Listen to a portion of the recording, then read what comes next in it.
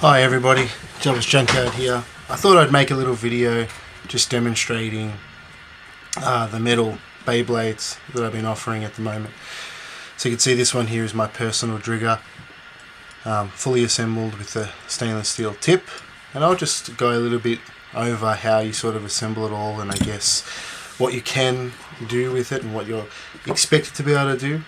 So I've just grabbed one here that's I guess one of my stock just ready to go. You can see what you get in the bag. You get two tips, a nylon plastic and a stainless steel. You get a resin printed bit chip, and you get two Beyblade stickers, which you can choose which one you want to use. Now, what you can see here, so it takes a bit of force. You twist off to unlock your tack ring, and you can pull it out. And you can also take out the weight disc.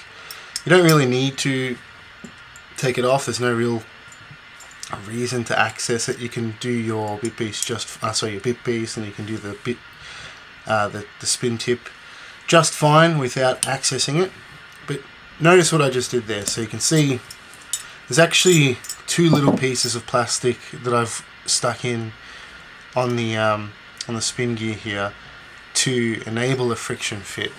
So unfortunately, if I just had it as the metal interfacing with the metal, I can tune the tolerances, but it gets to a point where it's either going to be too tight, so it won't fit at all, or just too loose. There's no real happy medium when it comes to being two metal parts contacting, because they don't flex. But as you can see here, I've pushed it into it snapped, and it might take a bit of force, it depends, because there is a bit of tolerance to these parts. So when I've put the plastic parts in, I've actually printed 3 different sizes, and so I actually had to go through and manually choose which size to use based on how I guess loose each particular item was. So you can see here it holds with a bit of friction. It's nothing huge. Some are going to be tighter than others, and if you're not happy with how tight it is when it comes, you can always just put, if you pop it off, just a little bit of dab of glue on that black plastic surface there, just to thicken it a little bit, and that'll most likely give you enough friction to lock it to a place where you feel it's tighter.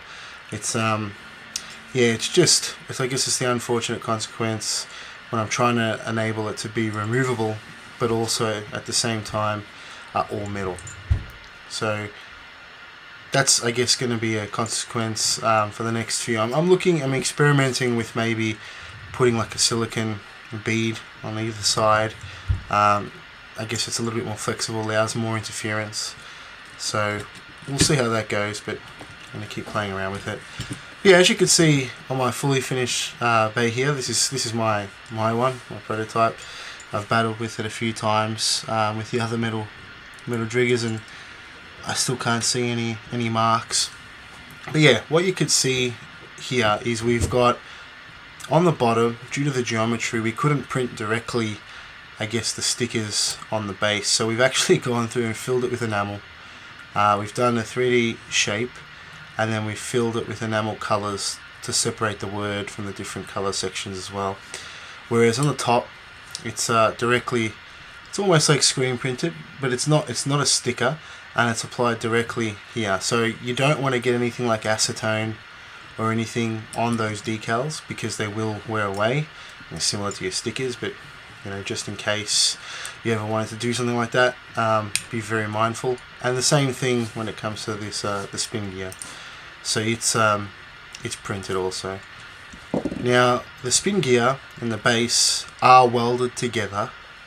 I have seen an instance where it's come off, and if that does happen, feel free to just put a little bit of glue back. But they are welded, and there shouldn't be a real reason why there's a decent amount of force on it to break that weld. But if for whatever reason it does, there's no reason why you can't just put a bit of glue and attach it back on. But please do let me know if that does happen. It really shouldn't. So yeah, there you go. That's the basic assembly sequence of it. You see, you click it, you snap it in, and then you twist it to your final position. It's going to hold with a bit of friction. It doesn't really need much to before you spin it. you know, it's really, even if you whack them a bit, it's really not going to come off. It's not like your plastic one where, I mean, this ring has quite a lot of weight, the attack ring, so it's not going to want to move as easily if it does battle and they hit each other. It's not going to want to twist away as much, so it doesn't actually need much force to lock it in. But like I said, if you're not happy with how it's sort of fitting on yours, you can always get a tiny dab, just a bit of glue, if you get some real like fine tip, and just put it on top of the plastic there. Let it dry completely, because obviously you don't want to put your attack ring on while the glue's still drying, because then you're not getting that attack ring off. But if you let it dry, it'll add a bit of thickness to the surface, and then you can just do that in tiny little layers until you're happy where you've got your friction. You know, everyone's going to like different amount of friction than others, but for me, you know, this one here, like, you know, it takes just a little, it's got just a little friction point at the end, which is all you need to hold it in place. But yeah, I really appreciate your support, guys. As you all probably know, we've currently got a black Dronza on pre-order. We've got the Dracil. We have a Zeus, and you can see I've just been playing with an old Zeus here. I haven't quite finished all the stickers. And we have the Dronza.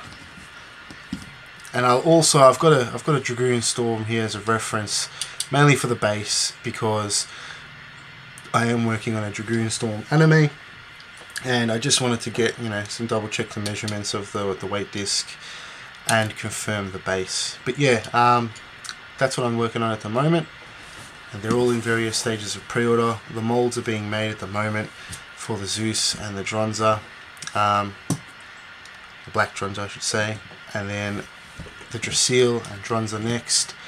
They're just about to start mold creation, so that, you know, look, it's about 30 days odd until we start to see some prototypes of these, and then yeah, roughly once I approve that prototype, another 30 days odd until I start shipping. So like I said in the description, it's about 2 months.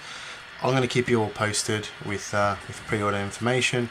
But yeah, thank you for your support, guys, and if you have any questions, just feel free to join my Facebook group that I've made dedicated to these, and ask away.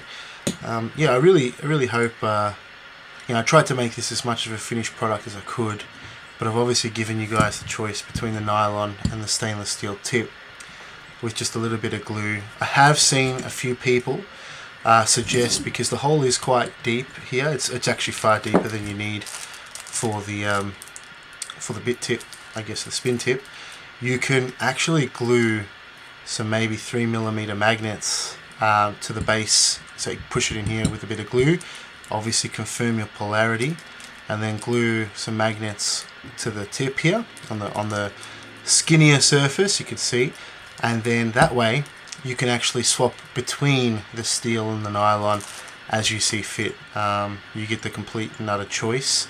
You know, if you're playing on a plastic ring and you don't want to damage it, you can swap over to the nylon tip, and if you really want to go, you know, whatever surface you're on, if you're on maybe a metal stadium and you're not too fast, you'll get lower friction using the stainless steel tip, so you could just swap that over to the stainless steel tip at any time.